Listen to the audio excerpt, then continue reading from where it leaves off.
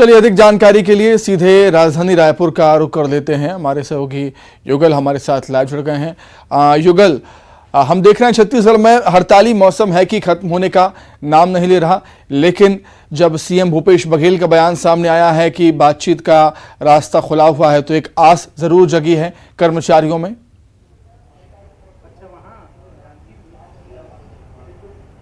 जी बिल्कुल सुमित, आप सही कह रहे हैं। जिस तरह से अधिकारी कर्मचारी फेडरेशन के बैनर तले 4.5 लाख जो अधिकारी कर्मचारी हैं वो आंदोलन पर चले गए थे। 5 दिन तक पूरे कामकाज प्रभावित रहा।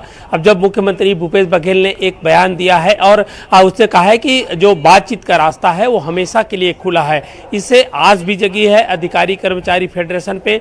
वो भी चाह रहे हैं कि गतिरोध सामान्य हो जाए और किसी तरह के जो गतिरोध ना हो और जो कामकाज है वो सुचारू रूप से जो चल सके। 2 सूत्री उनकी मांग है। डीए और एचआरए की मांग को लेकर के लंबे समय से आंदोलन भी कर रहे थे और उग्र आंदोलन भी उन्होंने किया है। अब अगले चरण में आंदोलन है जिसमें 22 तारीख का उन्होंने जो है निश्चितकालीन धरना पर जाने का ऐलान किया है। ठीक उसी बीच मुख्यमंत्री भूपेश बघेल का बयान आता है और उन्होंने साफ तौर पर कहा है और ये भी कहा है कि इससे उम्मीदें हैं वो जग गई है। तो दूसरी ओर शालेय शिक्षक संघ है, उनका प्रतिनिधिमंडल है आज शिक्षा मंत्री से मुलाकात की है और उन्होंने ये भी कहा है कि डीए और एचआरए को लेकर के सार्थक चर्चा है वो शिक्षा मंत्री से हुई है। अन्य कई मांग है जो लंबित मांग है। तो ये कहा जा सकता है कि दोनों ओर से शिक्षा विभाग की ओर से शिक्षा मंत्री ने भी आश्वस्त किया है जो आंदोलनरत जो शिक्षक हैं उन्हें।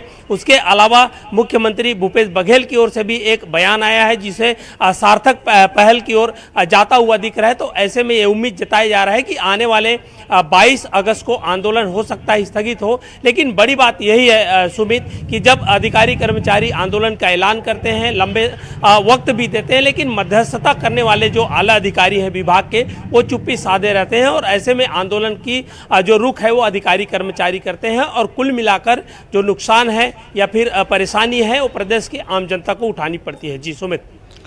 ठीक है, अब ये देखने वाली बात होगी युगल कि 22 अगस्त को आंदोलन खत्म होता है या नहीं होता है। लेकिन एक बात और यहां पर निकलकर सामने आती है कि जो सरकार ने आदेश दिया था वेतन काटने का, उसका क्या?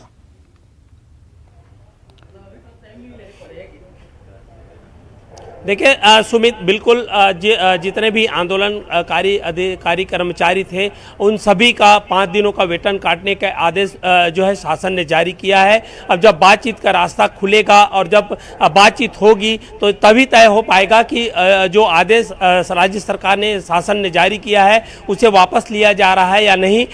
जैसे ही आदेश जारी हुआ तो पूरे आज प्रदेश भर में अधिकारी कर्मचारी है उन्होंने आदेश की प्रतियां जलाई। कल भी आदेश की प्रतियां जला करके इसका विरोध जताया गया था और उसी तारतम्य में 22 अगस्त को आंदोलन का ऐलान कर दिया था। लेकिन जैसे जैसे अधिकारी वर्ग हैं और अधिकारी कर्मचारी जो आंदोलनकारी हैं और अधिकारी हैं प्रदेश के आला अधिकारी, उनके बीच जब बैठकें होगी तो ये तय होगा कि